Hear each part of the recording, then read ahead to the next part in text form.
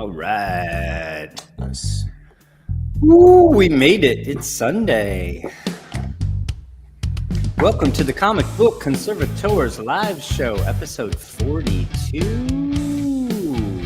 We've already got a full house. We've already got a super chat from Don Carter. Thank you so much, Don. Oh, nice. Thank you, Don. Oh, we got an exciting show to share with you guys today, guys and gals. We had a few gals last weekend. I'm pumped. How are you guys doing? Welcome, everyone. Why don't we go around the horn? Phil, say hi to everybody.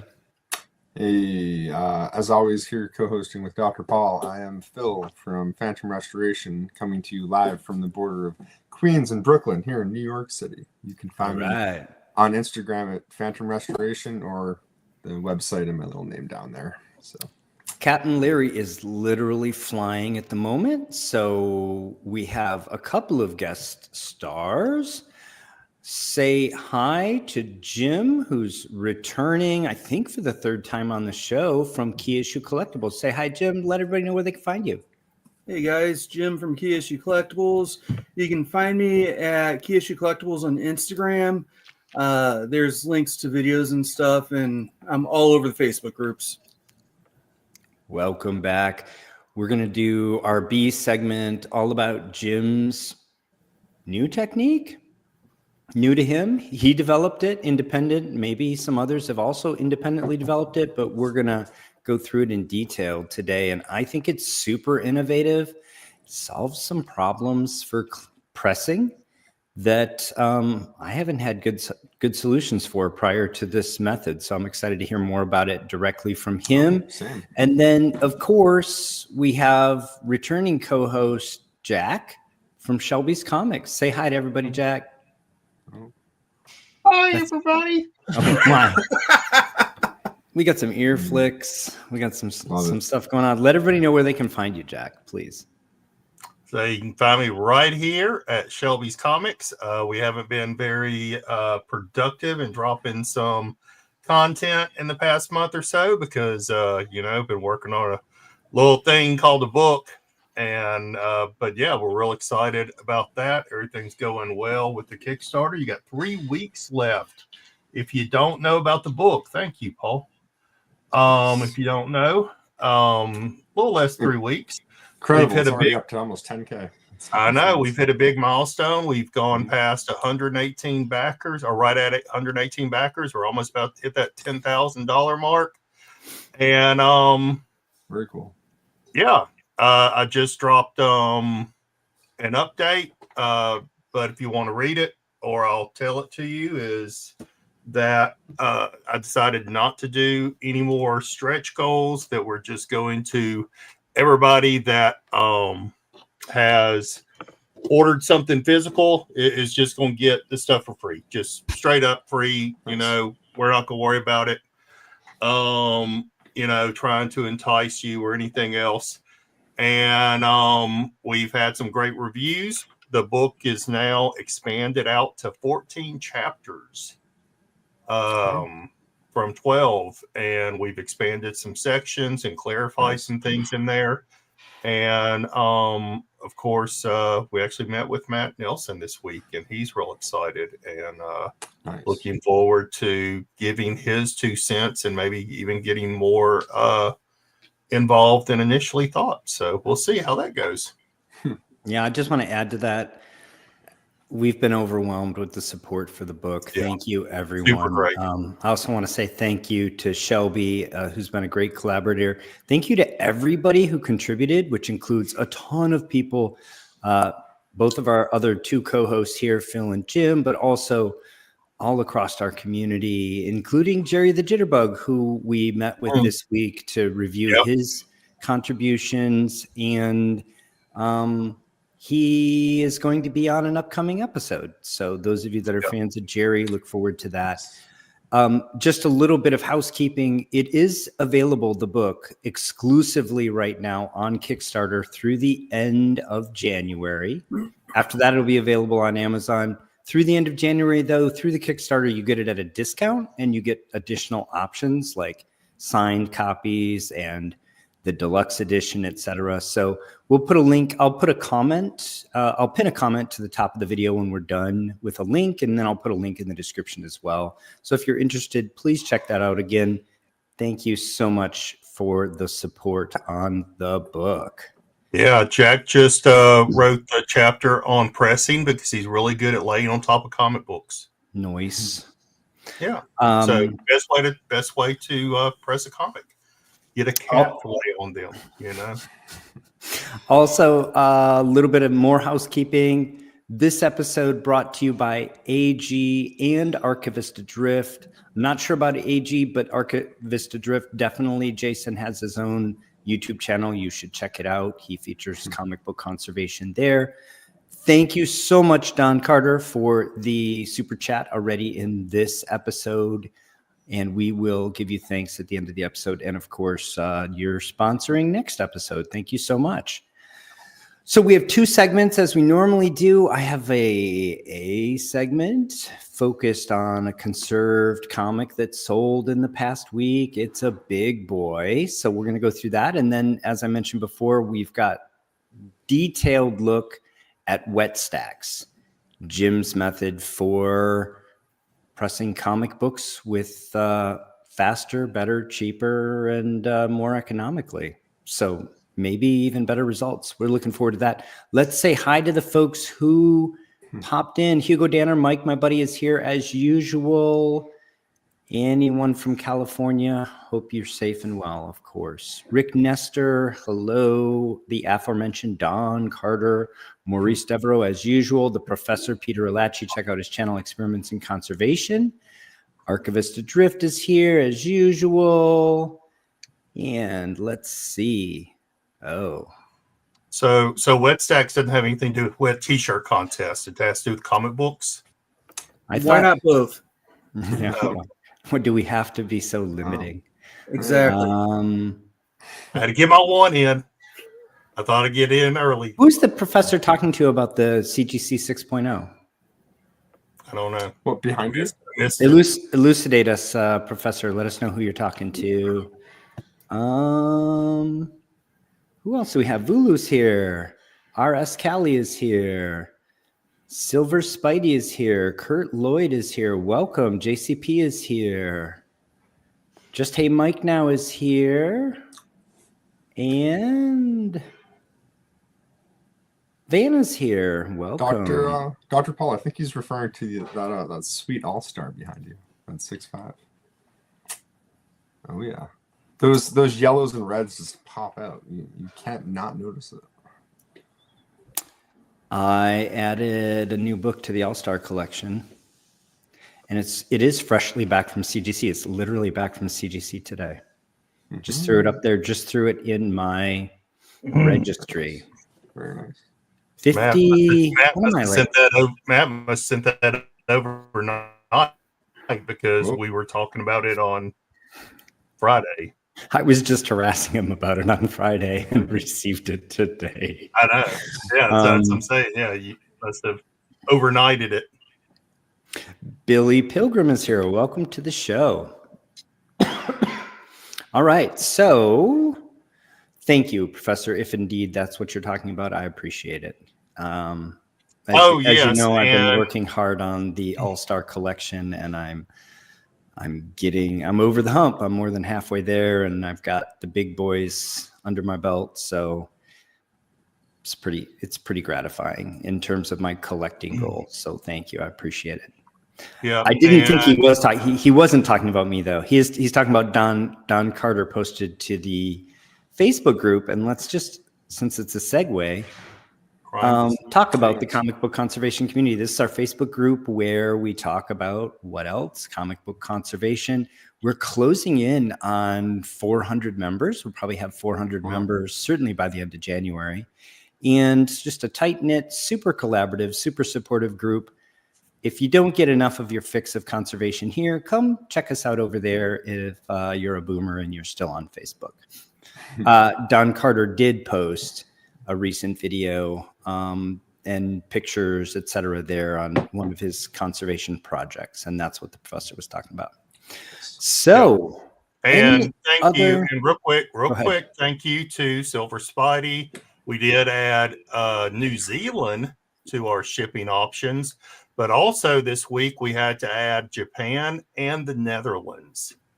So we are really, really thankful of our international people that have shown interest in the book and Absolutely. to be sending out to all these other countries. So The thank you. support, yes, the support has been amazing. All right, without further ado, let's jump into our what are conserved comic books worth a segment for this week. This book on the right, Action 7, the second Superman cover, 1938, sold in the past week. And it's kind of insane. I'm pumped to talk about it. I love these Schuster covers, and I love the early pre-war Golden Age stuff that's really crafted in a way that it just wasn't done later when they were more mass produced. So let's jump right into it unless anybody else has anything to add. So as I mentioned, Action 7, second Superman cover. Obviously, seventh appearance of Superman, maybe not so obviously, but Superman's featured in every issue of Action. And so this is his seventh appearance, but only second cover. They really didn't know he was going to be the runaway hit that he was until they got the sales figures back. And so that's why he doesn't get another cover until number 7. What is it, number 13? And then he's got all the covers for the rest of the run of Action? I think it's 15. 15? Yeah. Or maybe, No, I think it's 13. 17. It is 17. Yeah. It's one of those in there. I do not claim to be an expert on these early Action comics. Look how few copies there are in the census, though. This is fewer than Action 1. And I'm not entirely sure why. I mean, I wonder if there are just, there's got to only be a single digits Action 1s that aren't slabbed. I wonder if there are a few more of that, of Action 7s that aren't slabbed. On the other hand, I mean, we're talking about a book that goes for 5 figures in, dog meat condition. And really, I think if this showed up in a 9.4 or higher today, this number 7 might be $1 million comic. I mean, it's that significant of a book now. Hard to imagine that there are more than just a few like whales who like raw books. It seems to me almost all these would be slabbed. But nevertheless, fewer copies than Action 1, 32 universal, 18 restored, 2 qualified, 6 conserved. So you can see there just aren't that many sales of this book. It's very difficult to talk about fair market value of this book because there are just so few out there. People that have them don't want to sell their copy. If they do, there's no telling when they'll ever see one again. So let's talk about the closest, most recent, relevant universal sale. So this is a 5.0 that sold actually toward the end of the pandemic, if I'm not mistaken. I'll show you the date in a little bit. But this is the nearest, most recent universal sale. It's got front cover tracing, left top front cover small piece out, left top front cover small tear, spine stress lines, whole book large bend, whole book crease through book, left center back cover small tear with crease, back cover wear, front cover wear, interior foxing. Despite all that, it presents pretty well and has white pages. Yeah. White pages. Got boys and girls. That's it's a nice book. This is a very nice book, despite all those flaws. I think they technically hold it at 5, but you can see, looking here at front back, it presents really well, and it's an honest book, right? So I would expect it to bring a pretty healthy hammer price at auction. Wow. And so this was March 30th. So not pandemic era, but what is this? Nearly 2 years ago now. 156,000. I think the market was generally for comics was still selling off around this time, but Golden Age is probably stabilized. So I assumed this book would bring about this same price today. And I adjusted accordingly for a 6.0. There were some historic sales that led me to believe that a 7.0 would sell for about 200 grand. So today, so I placed the 6.0 Universal at 175,000. That's an estimate. It's reasonable. What's 25 grand among friends, right? Go Collect, actually, their algorithm places it at about this same price. But I looked through all the sales in the previous 5 years, and I didn't see any reason to believe that a 6.0 today would sell for what a 5.0 sold 2 years ago or 20 months ago, something like that. So I put it at 175. That's my estimate. So that's our baseline for looking at this book here, which also presents really well. To me, it does present better than the 5.0, and it just doesn't have those tiny little pieces missing. You'll see when we get to the Graders Notes, it has actually very little conservation. Yeah. So this is a strong book. Also, white pages. Again, think about that. Pulp paper that's over 80 years old with white pages is really something. Graders Notes indicate a 1.25 inch split bottom of spine, light creases right bottom of front covers, small, very light creases left bottom of back cover, very small tear top of back cover, small piece out of right bottom of interior pages 1 through 4, small stain bottom of pages 32, light staining to cover, tear with crease right center front cover, light stapled tears. Again, really an honest book. Note that it says conserved, but the Graders Notes do not indicate any kind of conservation. So this is something we talked about last week. It's not clear to me why that conservation interventions have been removed from the Graders Notes. This one does say, can somebody read it so I don't? Cover clean. It says just cover cleaned. I wanted to make sure I got the wording exactly correct, right? So it says conservation includes cover cleaned. That's all it says. My presumption here is that, it does mention a light staining to cover, and then it mentions staining on the interior. I'm guessing that the cover stain was lightened, and that's why this book was hit with a conserved grade. But notice no tear seals, no reinforcement. No. Really a very light touch here. One would consider this, I think, a candidate that would have less of a discount to Universal than one that had heavy work. That would be if we lived in a logical world, right? When you put them side by side, this copy looks a little bit faded. So I'm not sure if it's sun faded or if that's maybe because of the cleaning. They are both Heritage sales. I don't know if Heritage has adjusted, if they have perfect lighting for the last 2 years, if they've adjusted any of the conditions of their photography studio, where they... yeah, I mean, the one on the left, the Universal, is an old label. I don't know when that picture was taken. Normally, the ones with the older labels do seem to be a little bit brighter or darker.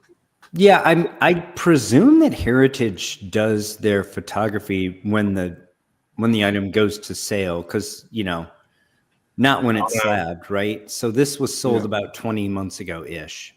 Yeah. That said, I noticed this too.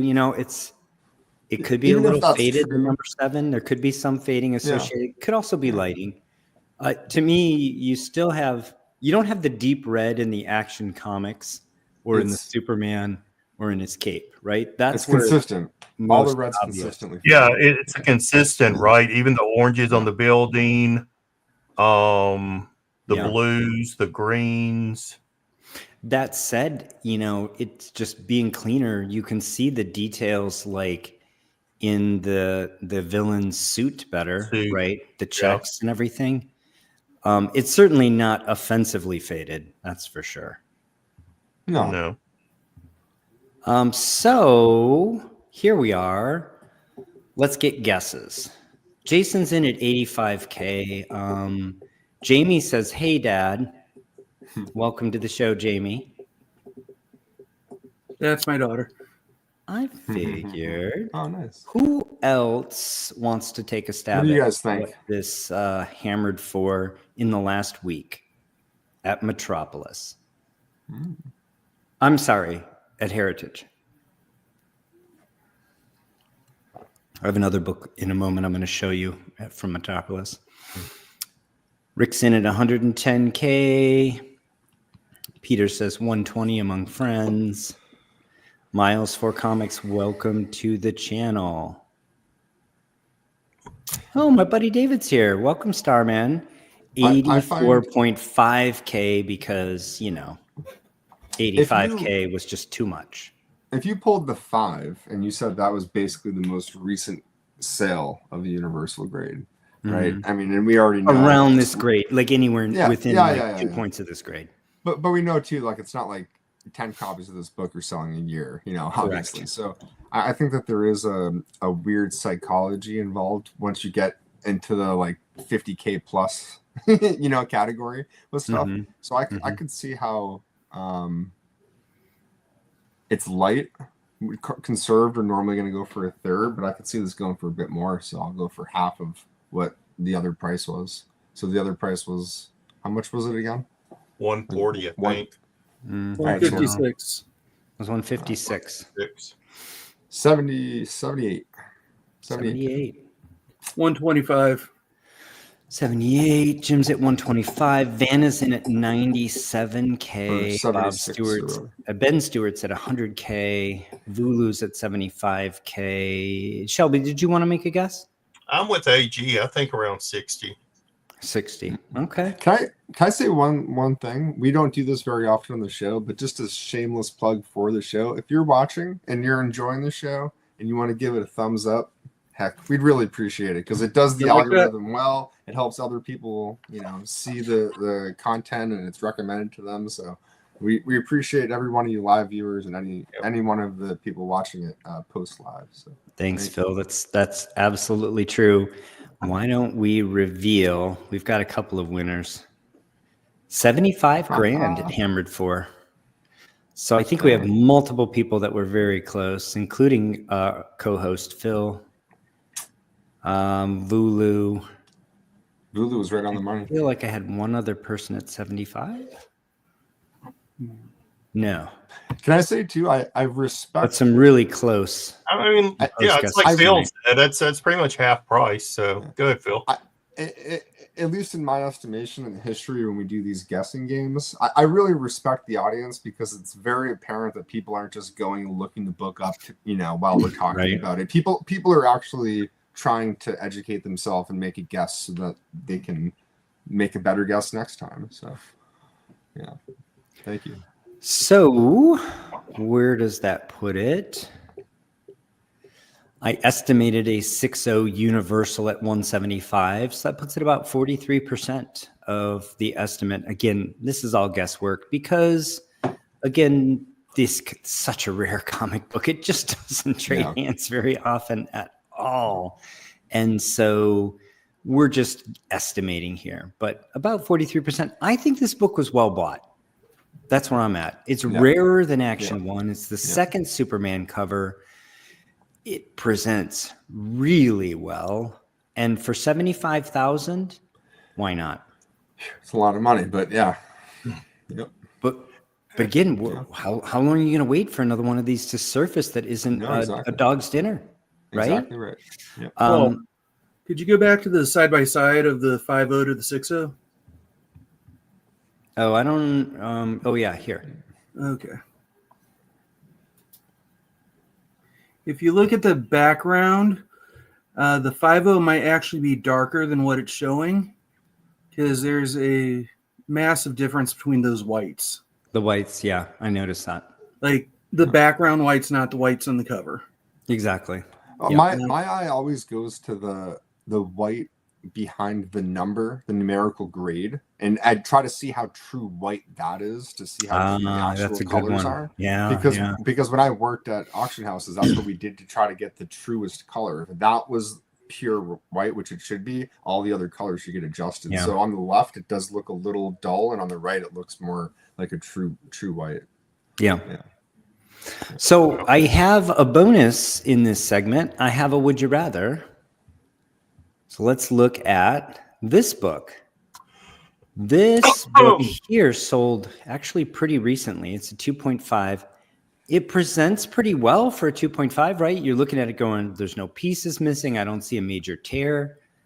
This one sold on Metropolis, but page quality here is creamed off-white. And I'm reading these graders notes saying, man, this was just a bad day away from being a purple label book. Top spine, dried glue. Center spine, dried glue. Bottom spine, dried glue. Interior, dried glue. Staple cover detached. Bottom spine, moderate spine split. Top spine, spine split. Center spine, spine split. Top left cover, small stain. So this one was... That should be restored. Presumably split this was. And then glued, and then somebody basically cut the glue so that it was no longer holding the cover together, but didn't remove the glue. Yeah. Which is okay. Glue, PVA glue is actually archival, so it's not like it's damaging it like tape would be. Yeah. And that's why CGC does this. Yeah. That's why it presents so well, but the numeric grade is a 2.5. So, anybody want to guess what this hammered for in the last year? You're going to be close to the 60K because this is our would you rather, just as a clue. Oh, that's funny because I was going to say like 65. Okay, 65. Yeah. I could honestly Anybody else? I could see 75 and even maybe a bit more than the conserved copy because this presents so well for the technical grade, despite what we talked about. The reds are nice. There's no pieces missing. It looks at arm's length like a mid-grade copy. I mean, I could see how someone pays more for this than that conserved. So. But then they're also reading the reader's notes going, there's a bunch of glue on it. I don't know. It really is this is a mixed bag to me, this book. It's one of those books that has certain qualities that are quite negative to me, and also some qualities that are quite high. And then where do you weigh them? And I think it comes down to personal preference. This is why we say buy the book, not the grade, right? Yeah. Yeah. And we've talked about this before. Certain defects really bother certain people, and they just are uninterested, or if they were grading the book, they would really ding the book heavily for that defect.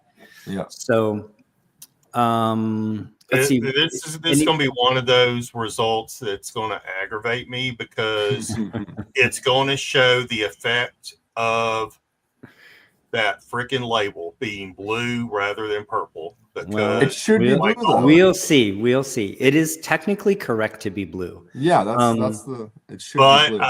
I mean, come on. You wouldn't have put glue there if you weren't trying to do tear seals. Well, what they did is they cheated the system. But the splits are accounted for. The splits are why this is a 2.5 instead of a 5. Shelby, just to clarify, in my opinion, and correct me if I'm wrong, guys, but I'm almost certain that the reason that we're reading on the label, this book, if it was graded prior, was in a purple label slab, and then someone got it.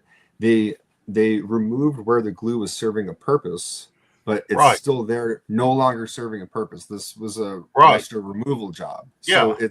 So it's to me, I could actually now see why this could go for a lower price, because there could be a lack of understanding exactly what you're buying here, and you could be looking at it saying very well, yes, this should be purple label, but you don't understand the nuance of how glue is viewed in relation to serving a purpose or not. So yes, my point exactly. Thus, So, Phil, your guess was again? I'll stand by my guess because I would say that I know enough people that I don't buy remember books what at it this was, price, and they're 65. 65. 65. Okay. Yeah. My buddy Mike is at 48K I'm and at 50. Jason's at 24K. No, it's off-white pages. Cream to off-white. Creamed off white. Anybody else want to guess before we reveal? 50. Go ahead, aggravate me. Jim's at 50, Ben's at 70, and Jason, the pages are whole, just split right down the glue line would be the presumption. Otherwise, they would say there's some material missing. Here we go. See? Should have gone higher. So this one sold on Metropolis. Actually, this was the one that sold pandemic era. So this was the last. sold This a is just bit how ago. rare these Wow. are. They just don't trade hands very often. Yeah. So this is March of 2019. Look, 87,000. if someone hadn't cut, like Phil said, if this was in its original purple label, if someone hadn't broke it out, cut the glue where it wasn't serving a purpose, but it's still there, this thing would only be about a $15,000 to $20,000 book. Okay. And it got this high because of that label being blue. And Oh yeah, but then again, That's that the aggravates. name of the game. Yeah. Yeah. Well, it's But you're That's the name right. of the But a game. You hit it on that head there, Phil. yeah. No, Shelby, if you want aggravation, try removing color touch from like a $60,000 book. That when you resub it, you have to make sure all of it's removed because you can't just have it get graded with a purple label again. And then, so what do you do if it does come back? You just don't have it come back with a purple label. You have to make sure it's also, some of this game is, I don't wish it upon anyone. all right. So the big question, would you rather? You get the 2.5 previously restored with restoration removed, some dried glue, presents really well, cream to off-white, non-conserved copy on the left. On the right, you have Action 7 in a 6.0 conserved. The only conservation note is cleaned cover. Would you rather? 6.0 clean cover all day, every day. All right. No, I like if the photography is correct on here and the colors are actually that much deeper on the 2.5, I can remove glue and do tear seals. So I'm behind I'm doing the 2.5 and with a plan to plan remove the glue and conserve it. Remove the glue and do tear seals, conserve it, and send that bitch back and get a 6 or a 7. Well, just to be clear, I thought the same thing initially, but if you look at the book, it looks like there's a piece missing on the lower right. There's some abrasion on the top, and you start looking at the accumulation of defects. I don't remember what the back cover looks like. The back cover has a big shadow on it, I think. Even if you're conserving it, I could see the grade cap just beneath the other copy. However, I would still pick the one on the left because the reds look nicer and you're never going to get the reds back no matter what you do. So exactly. Yeah. I think I'm going with the 6.0 because I think by the time you remove the glue from the other copy, if in fact that's what you want to do, there's only two ways to do that. You're either scraping it all off and losing paper, or you're taking it off with solvents and you're getting some, I'd love to see a comparison. I'm with Jim. Also, Jim, we get an extra 10 grand. We can buy another book with that 10 grand. So, hell yeah. Well, I'd actually like to see a comparison between the left and the right with the same background, because there's not photo manipulation, but there's definitely some distortion going on with the colors. The Metropolis photography is clearly different, right? They have a black background, whereas Heritage uses white. So, all right, that was fun. And if you'd like to know how to remove glue, then you can go and purchase a book that will outline those details for you. Oh. YG, Shelby, what book? Knights of Old, I hear you. Says, in my experience, comparing the CGC graded numbers from a meta key like Action 1 to Action 7 isn't an accurate representation of the rarity of the book. Yeah, but gee, I mean, 7's still inexpensive. number 7 is sells for hundreds of, like you just saw the 5.0 sold for 150 grand. I don't think there's a lot of people that are like, that's not a mega key. I don't know. I guess there's a, where's your cutoff for mega? But Yeah. I just don't. I agree with you in general, in principle. I just think Action 7's in that group. That's all. But Yeah. points Go Just to ahead. clarify, That's the this one I is- was about to point out. Yeah. this is just a game that we play. As far as I know, Dr. Paul here is the one closest to playing within this kind of pool. But I don't think he's buying books that are quite 75K yet that I know of. But correct. Just a game we all play together for fun and for bragging rights. Welcome to the show, by the way, David.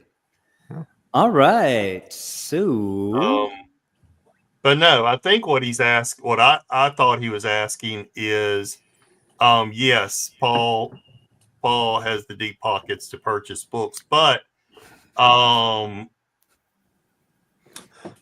if we're talking about working on books, yes, Phil works on books expensive like this all the time. yeah, He's probably got he probably has an Action 1 in his desk drawer right now. So I'm a hobbyist. I'm a collector and hobbyist conservator. I'm not a dealer, though. Like many collectors, from time to time, you get a double of something, you upgrade a copy, and you're going to sell something from time to time. Shelby used to have his own comic shop and still has a large inventory and sells on eBay and other places. Phil is a professional restoration and conservator, cleaner and presser to the stars. And he also, from time to time, buys a book for his own collection or to create some equity and flip it. Jim is also a comic book shop proprietor. And so those are our roles, since you asked. I collect, I've already owned basically like the Marvel Age. So these days I buy pretty much exclusively in the Golden Age. I'd like to add, I don't deal with books that expensive. What does your wall look like? What's the biggest book on your wall at your shop, Jim?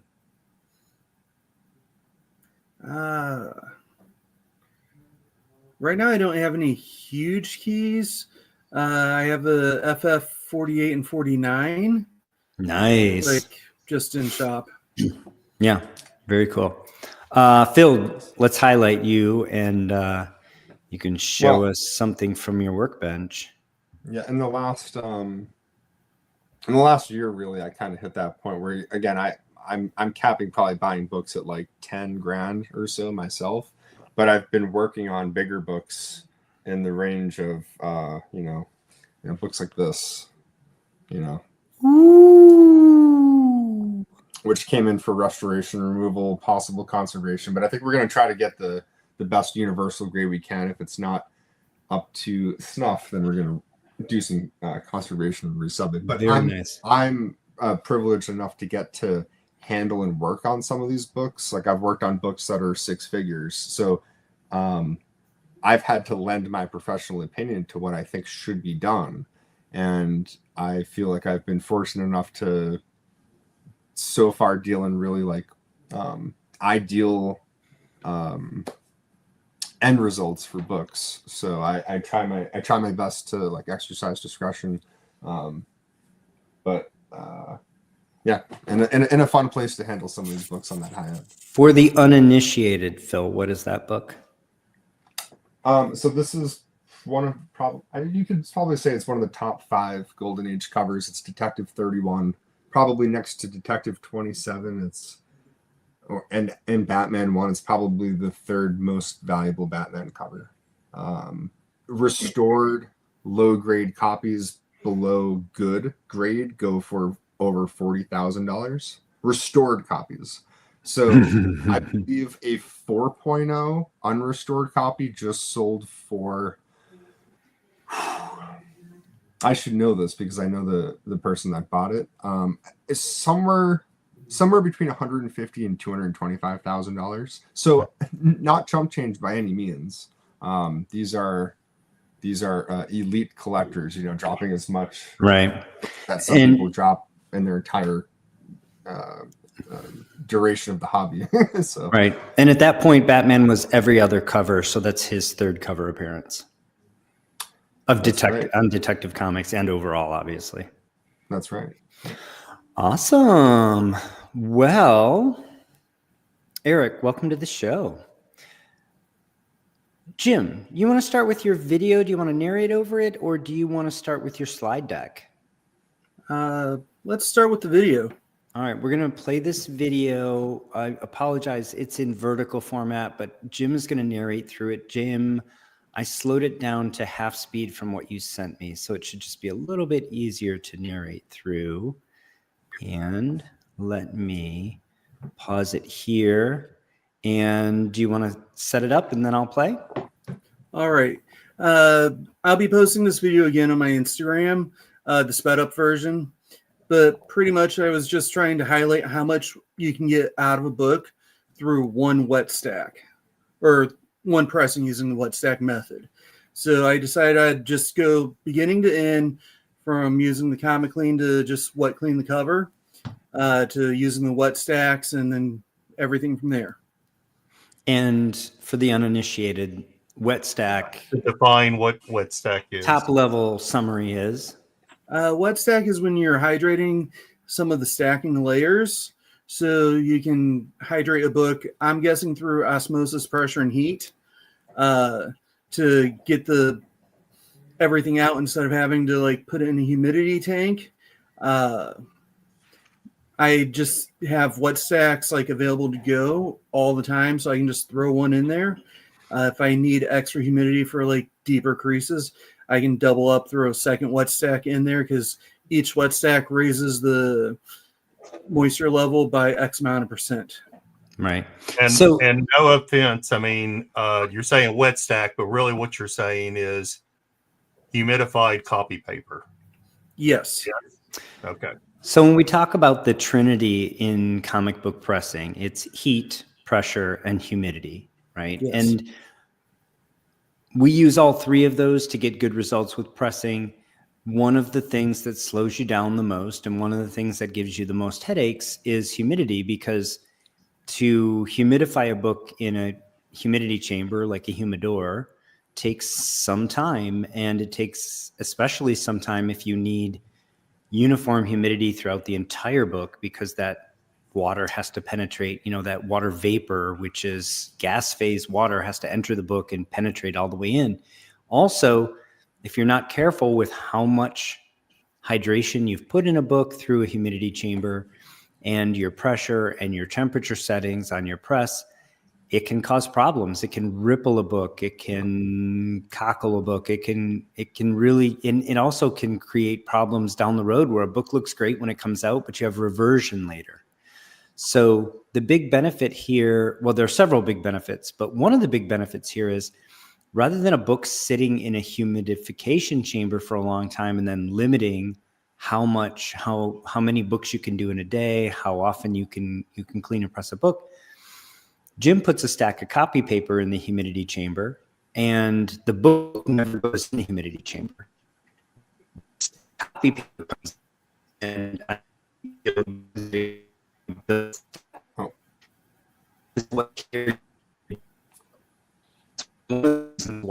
You're breaking up a bit, Paul. Oh, Paul, your audio is cutting out there.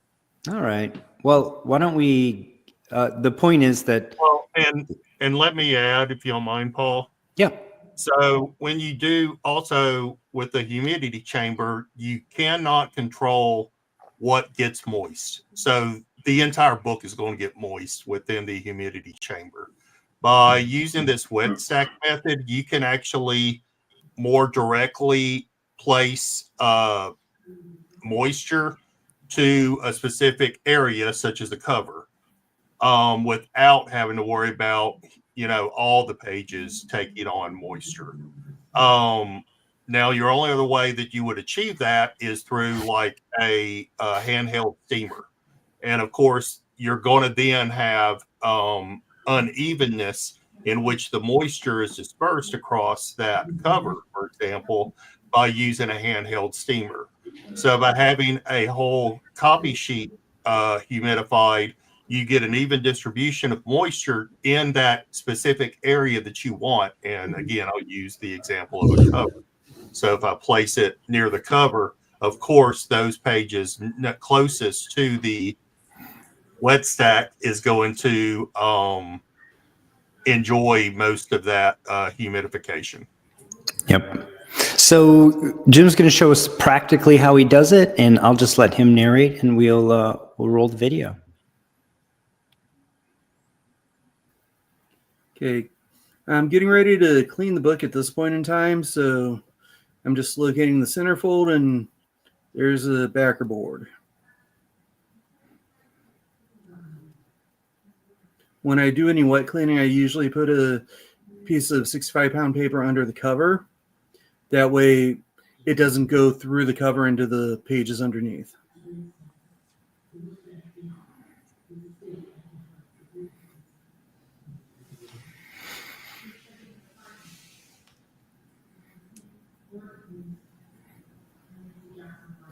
I don't usually wear gloves when I'm doing a lot of cleaning.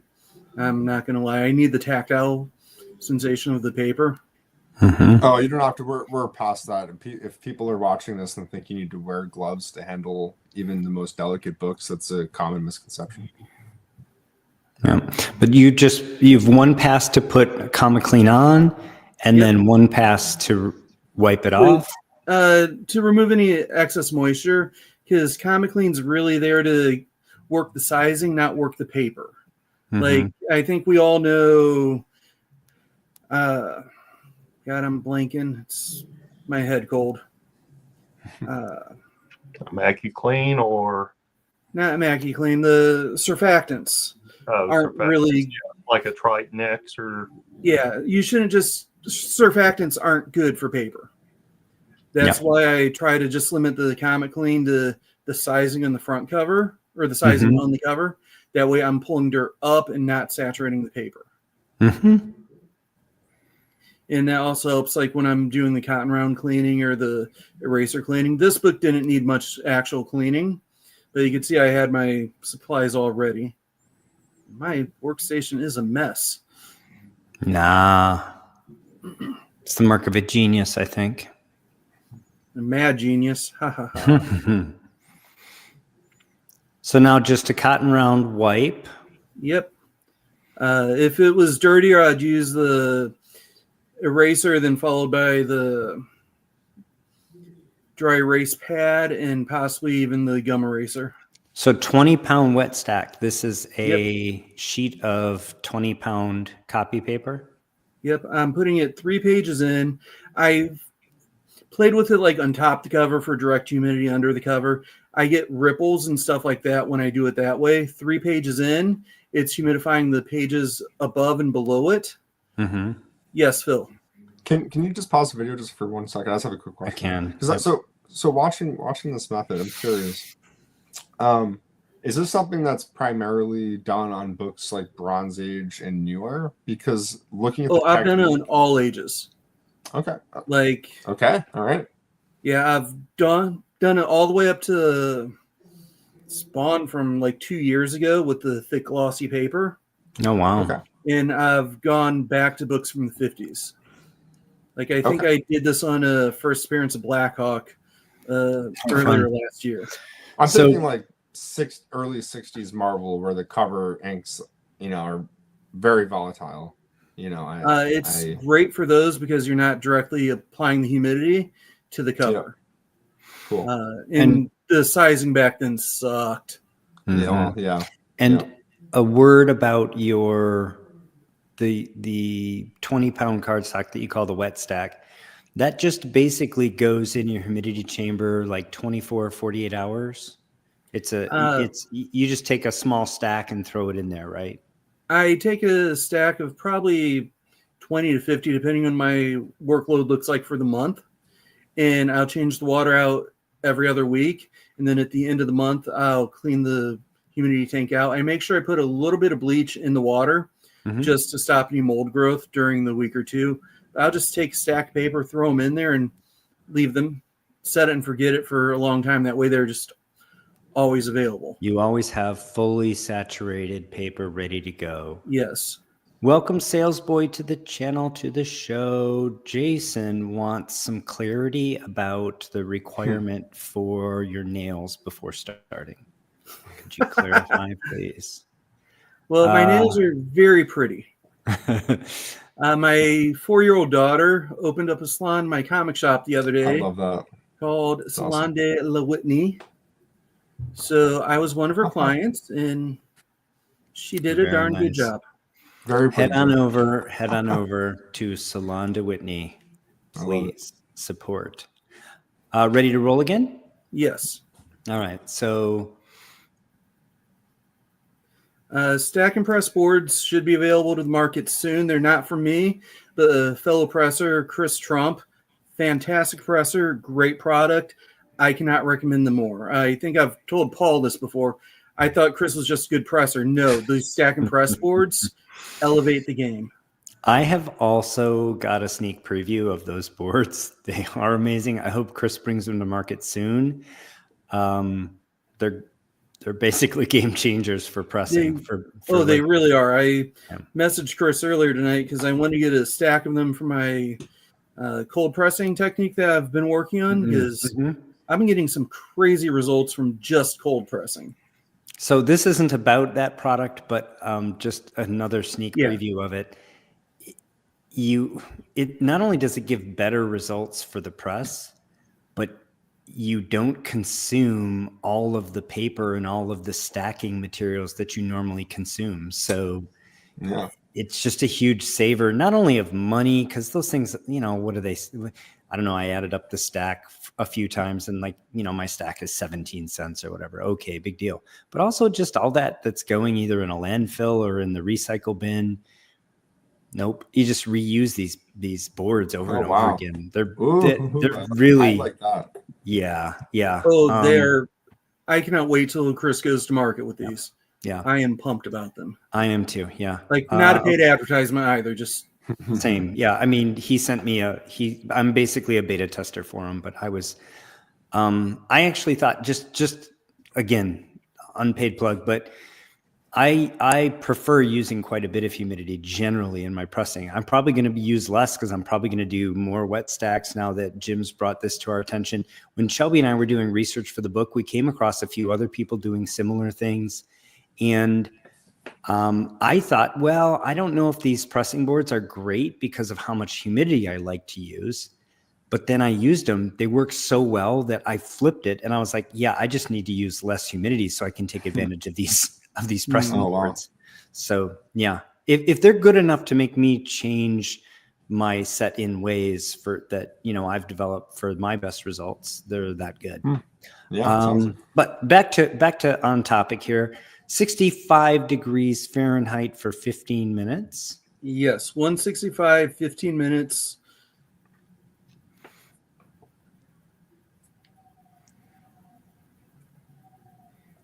And this is pretty much self-explanatory if you read the text above.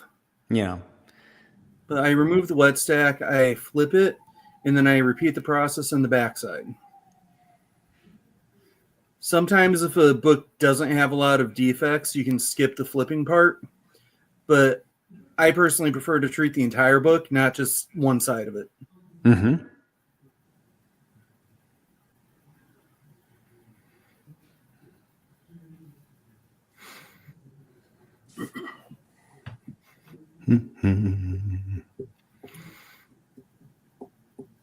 In this next part, I remove all the stacking layers. And when I pull the wet stack out, you can see where the humidity escaped. Mm-hmm. But I replace all the stacking layers, backing board, and everything, just because I don't want to be introducing more humidity to the book. Mm-hmm. I don't want the 65 pounds that have been humidified to stay in the book. Mm-hmm. I done humidified, now I'm Makes flat. sense. Yeah.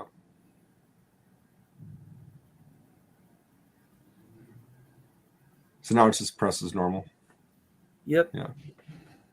165, 5 minutes, 24-hour cold press. Let's see some before and afters. And if you want to, Paul, you can go to the before and after slides I sent you. Yeah. They're kind of crappy on this vertical presentation. I'll do a 16 by 9 next time I make a video for you guys. So one benefit that I'm seeing to this immediately is apparently there's less of a need for what's the word I'm looking for? Forgive me, it's tired.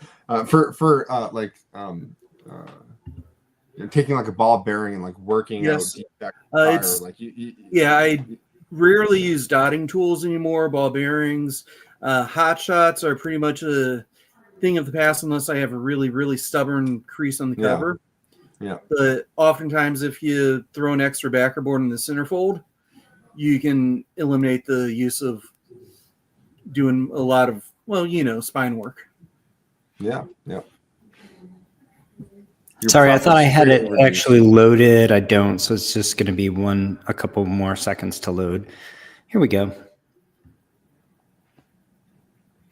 Well, that's me. Yeah. Just before and after of the front cover, you can see there's not much rippling or difference or even flaring at the corners. There's a little bit, but that's often to be expected.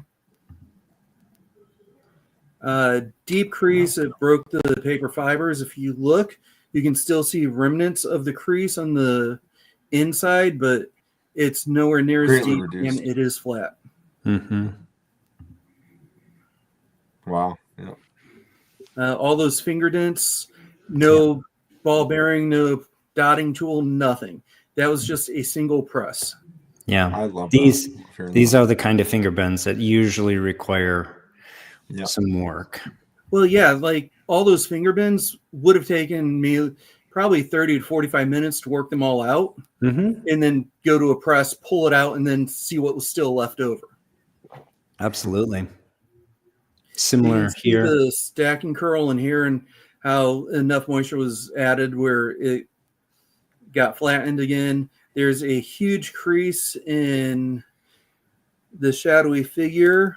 Like you can see it right there in the before picture. It did break the paper fibers and color, but I can't fix that. The crease is no longer there. Yeah. Looks as good as you could hope it to look. Yes. Oh, yeah. The books are boss. They'll tell me what to do.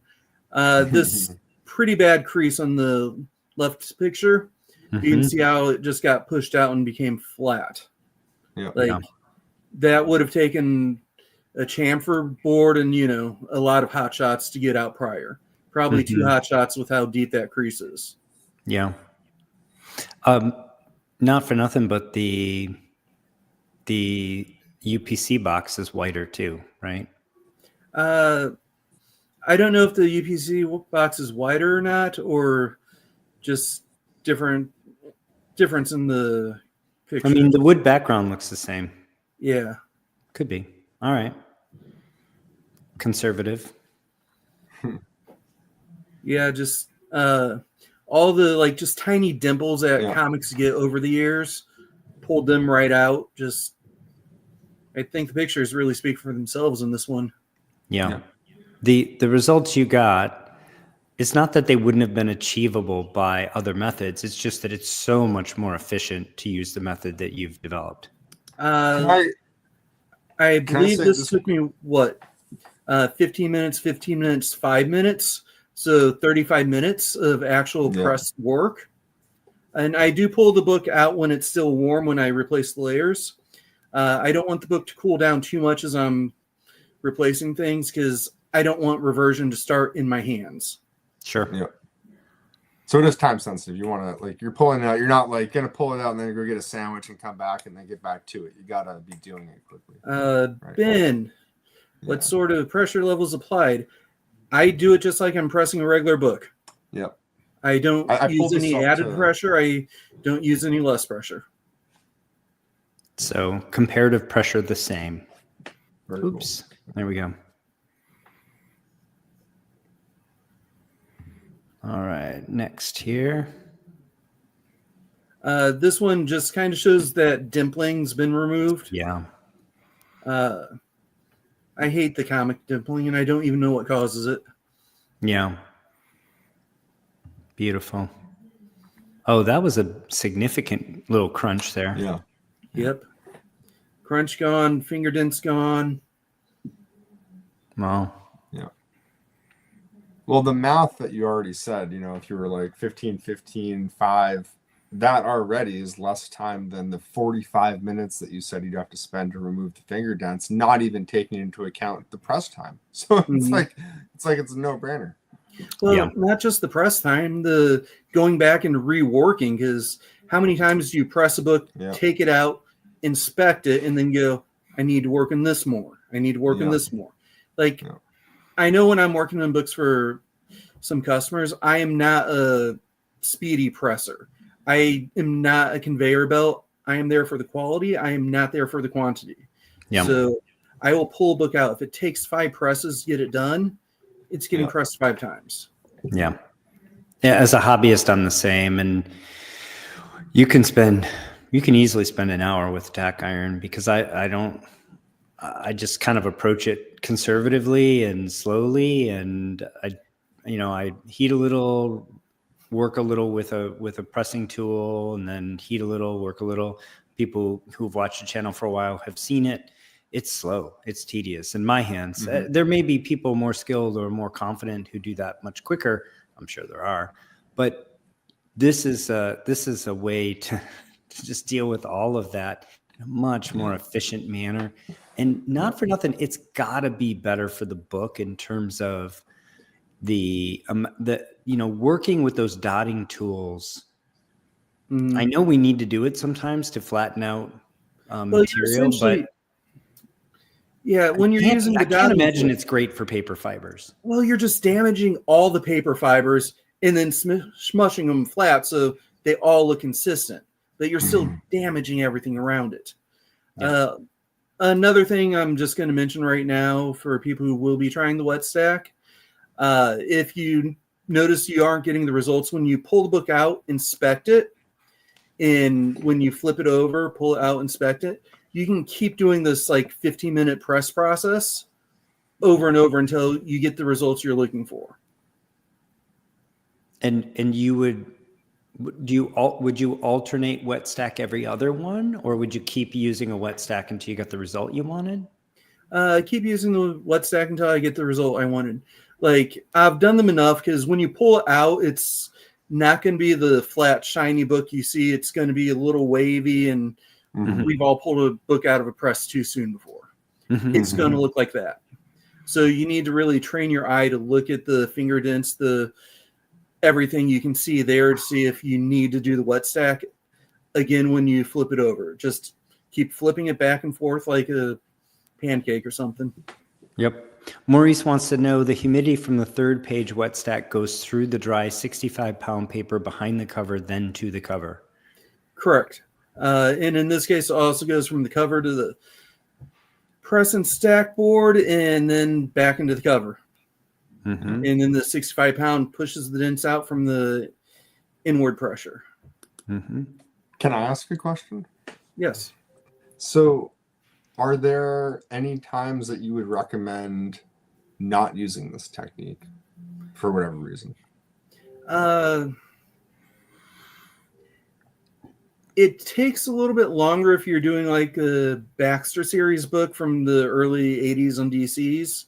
If you're doing like Golden Age books where they have the linen covers, you may need to do the step more often, just because the covers are thicker, so it takes more moisture to go through. But if you're doing a Golden Age book, you're probably using 65-pound paper, a page in, not directly under the cover, and then I just move the wet stack a 4th page in. A couple other questions here. Eric says 65 is also from the, I assume he means wet stack. The 65 came out of your humidity chamber? No. So I don't think that's correct, Eric. Dry. Yeah, I mean, unless what you mean by that is there is a 65-pound page during the wet stack, but it the 65-pound cardstock did not come from the humidity chamber. It goes No. in dry. I have pressed with 65-pound wet stacks before. I find they hold too much actual moisture, and the time it takes to dry that out is really negating any time savings from doing this method.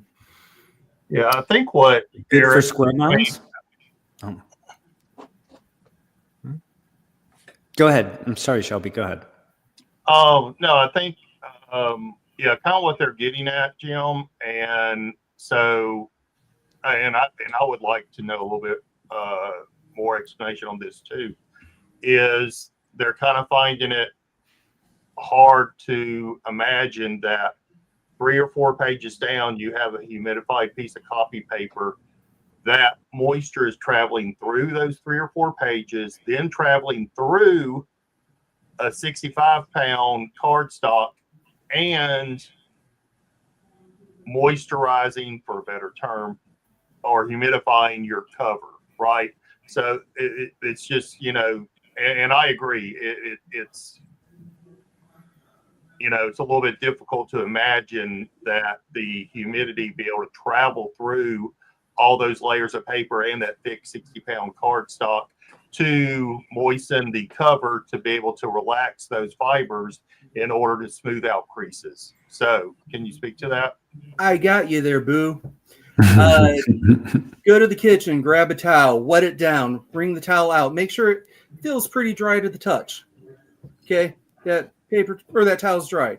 Now wring the water out. It's the pressure from the press, the heat that's creating a more humid area inside, like what, a half-inch, maybe quarter-inch gap.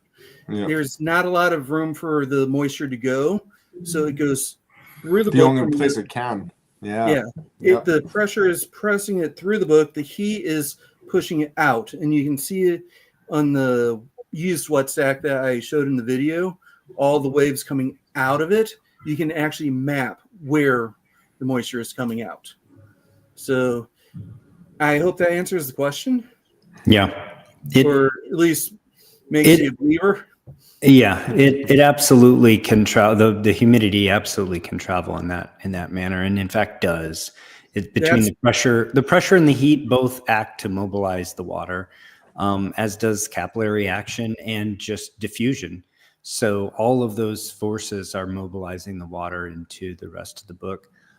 Before Phil, we get to you, I've had this up for a moment. Jason wants to know if we have experience with square bounds with this method. Yes, I have done square bounds and pulps both with this method. With the square bounds, since I don't know about you guys, I never feel comfortable putting 65 pounds all the way up to the glued edge with staples. Like, F that. No, I don't do so that. with the square bounds, I'll use 2 or 3 wet stacks through the book. Instead of doing that. That way you really have to account for the thickness of the book. So I go through and try to make sure I get everything. I have some videos on my channel, just if you search square bounds on my channel. The way I do it is I put a piece of copy paper every 6 to 8 pages throughout the whole square bound. And so if you are going to put 2 or 3 wet stacks in there, I would imagine you would just replace 2 or 3 of your rest of your regular stack. So I think that's normally like 6 sheets of 20-pound copy paper that I would typically put in a square bound book. And so maybe 2 or 3 of those would be wet stacks. Makes sense to me. That's the one. So I do want to highlight this. Go ahead, Phil. Yeah, Phil. I was going to say, because Ben just asked a good question too, but I just have a quick one I want to ask first.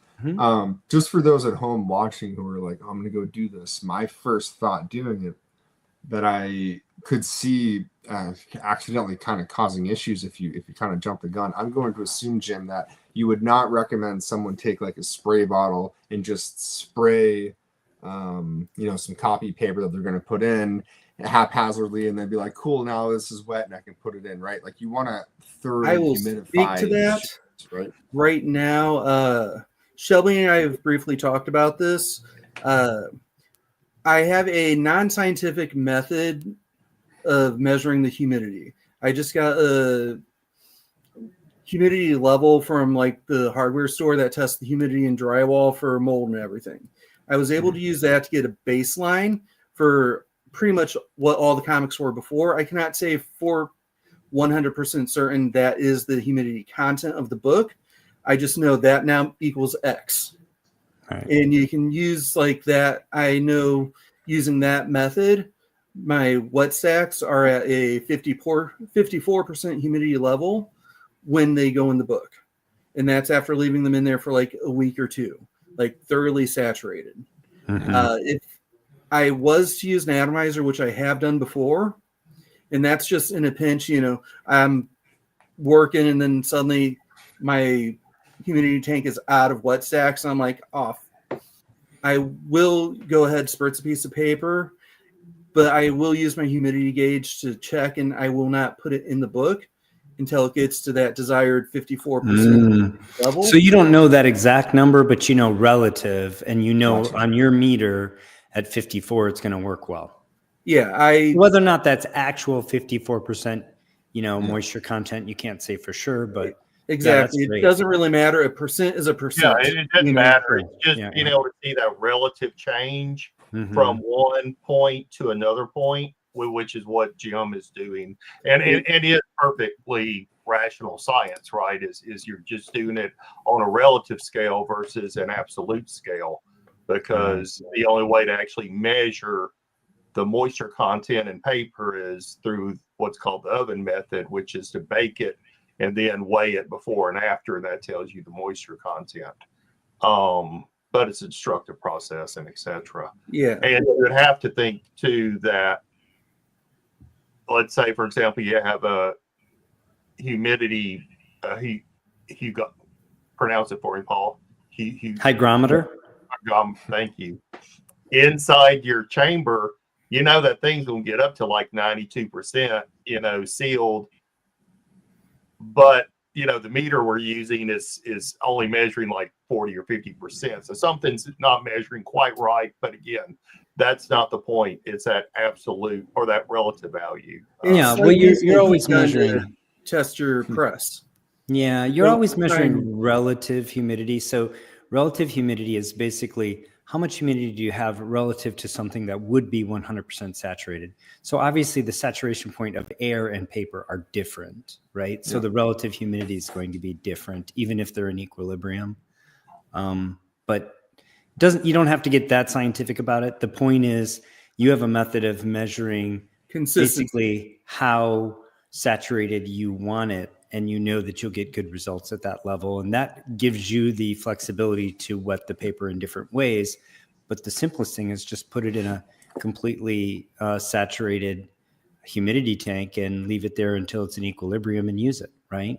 Yeah, I personally do not advocate using the atomizer unless you really, really, really, really, really, really, really, really, really, really, really know what you're doing. Otherwise you are, no. And this is from the guy who really worked out the details of the hop methods. So I would listen to him. Ben says, are you using SRP, parchment paper? What is the humidity percentage in your house? So let's deal with those one at a time. Okay, SRP paper. Go ahead. No, I do not use it. I very rarely use SRP. I have a process I'm working on where I do heavily rely on SRP, more parchment than actual silicone release paper. But that's a topic for a different day. For most presses, I do not use SRP.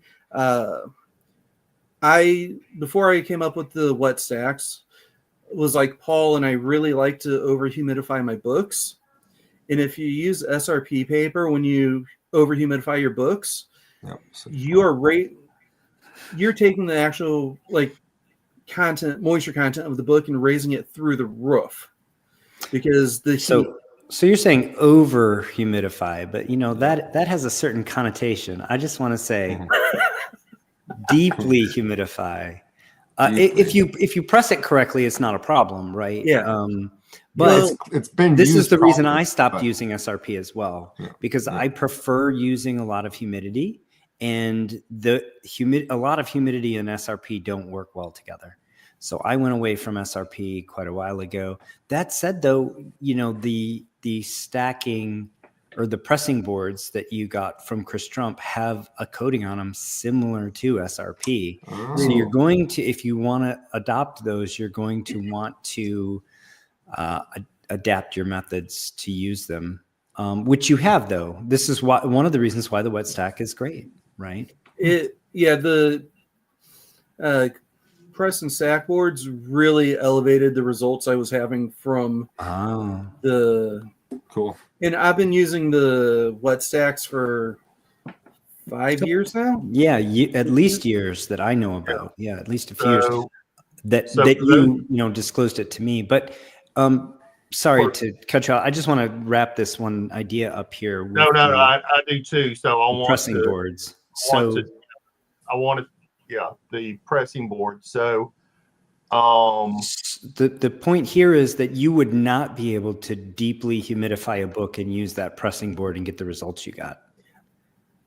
Honestly, but your wet stack allows it. I've not tried deeply humidifying a book and then using the press and stack. I talked to Chris about it. He said, yeah, not recommended. Okay.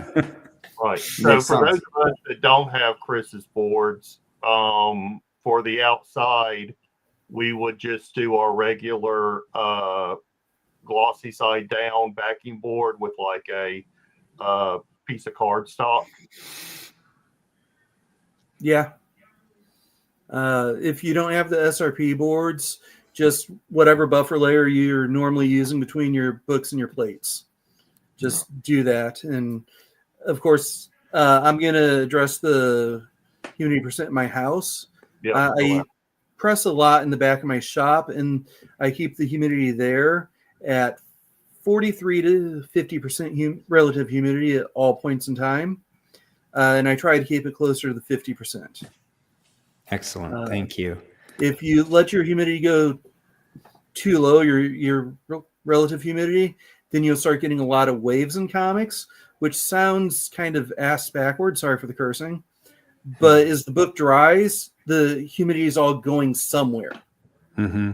And that's what's causing the waves in the books and everything. Mm-hmm. That's why if you put a pressed book, not properly pressed book, inside a bag and board, the top of it gets that bacon texture and look to it, but the bottom doesn't. It's because all the humidity's running out from the edge of the book. Yep. I want to highlight Sales Boy's comment here. Everyone's favorite word. Shout out to Regina Franklin. This is her favorite word. Funny thing, when I also first check out Sales Boy's channel. He's doing some fun stuff on YouTube. When I first came up with this method, I borrowed a phrase from friends, and I was calling it the moist maker. Mm-hmm. So I like wet stacks more. Nothing against moist, but the wet stack sounds more professional, and I think it's easier for people to remember. When I'm putting names to things, it's not necessarily to boost my own ego or anything, but when I'm talking about something, I want people to be able to identify what I'm talking about. You don't want a stigma. We already know moist is a word that like a percentage of people are like, I don't like hearing that word. So. So right, in normal use, Ben, no liquid water other than what resides in the bottom of the humidity tank where the wet stack paper lives. Correct. No liquid water, only dry water. Sorry. The wet stack, only the paper, no other liquid goes on the book. So let's talk about the wet stack, your method. As you said, this is something that you've been using for over 5 years. I remember you posting years ago about the moist maker, and you disclosed to me what you were actually doing a while back. So this is something that has been practiced by others. When Shelby and I were doing our research for the book, we interviewed a lot of people, and we found reference to something similar where saturated paper, rather than putting your item of interest in the humidity chamber, you put paper or blotters or something else in the humidity chamber and then brought them in contact. That said, it's just not been widely discussed in our community.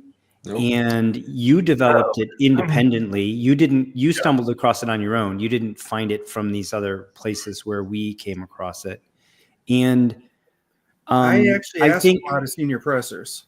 Like yeah, I went around and I asked if it would work. And at the time I was talking to people, everybody's like, it will not work. You It will not get work. or you will get reversion from it, 100% guaranteed. yeah, It's not enough. Everybody was telling me, I was crazy. yeah. Uh, By the way, that's a great way to sort of demonstrate novelty, or at least independent discovery. That you spoke to experts and they said you were crazy is actually if you're applying for a patent, for example, demonstrating that experts in the field said that this was a crazy idea is a way to almost be guaranteed to be awarded a patent. So there's an actual legal standard for novelty. And, again, you developed this independently, you're not claiming that nobody has ever done this before or thought of it before.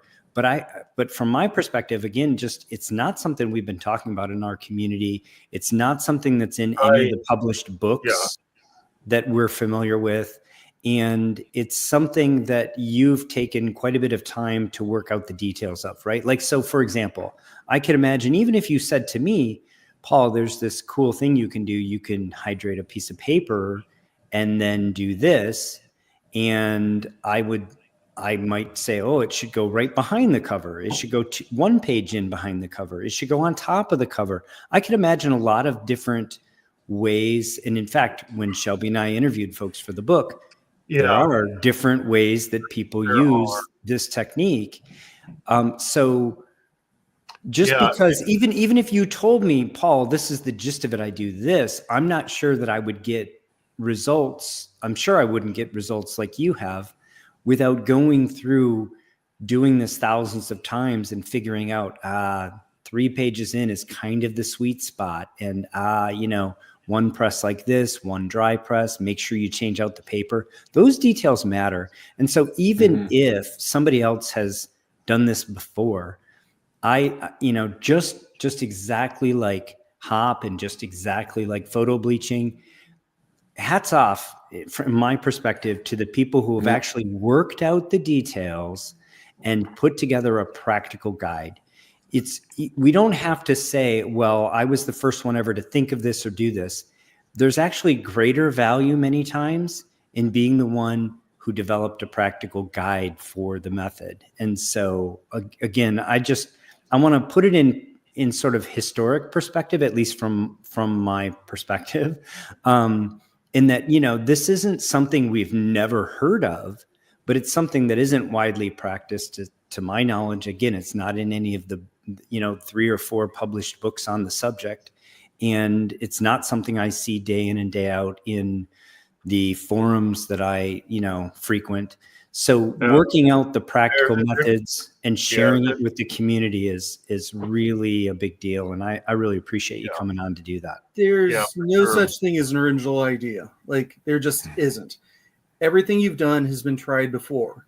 I've talked to at least one presser who has decades of experience, who actually was saying that I stole this from him.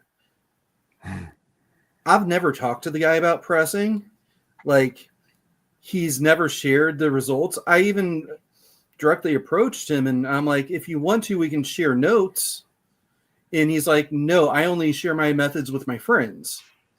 So, this is why nobody's heard of it.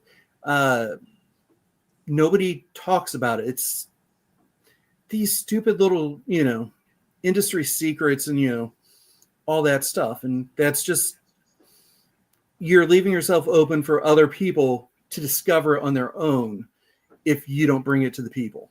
Sure. Like, you have no claim on it if you're keeping it your secret. And that's one of the stances Paul and I have taken, because knowledge is power. Isn't that what the old cartoon was? Right? Knowledge is power. Right? And the more knowledge we can get out there to people, I think is better and will actually help the hobby versus harming it. Absolutely. It'll at least help the books in the long run. Yeah, getting information out, disseminating knowledge, and you know, occasionally being wrong actually is fine. Like I had somebody recently comment on one of my videos and say, you know, I'm not trying to scrutinize or something like that. And I said, scrutinize away. I'm a scientist. I expect all my work to be scrutinized. And in fact, how am I going to get better if I don't get scrutiny in my work, right?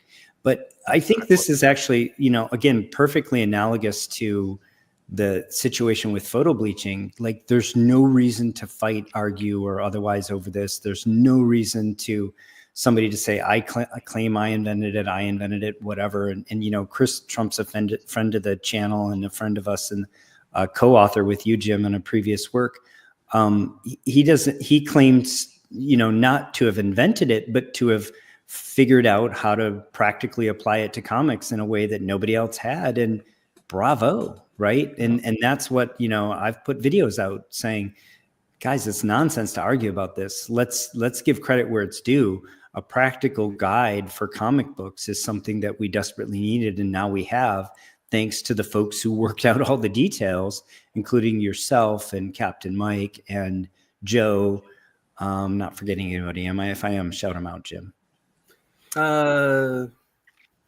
D'Angelo Long, John Sutter, Mike, of course, Joe Topowski, Chris Trump. Yeah, just such a great team.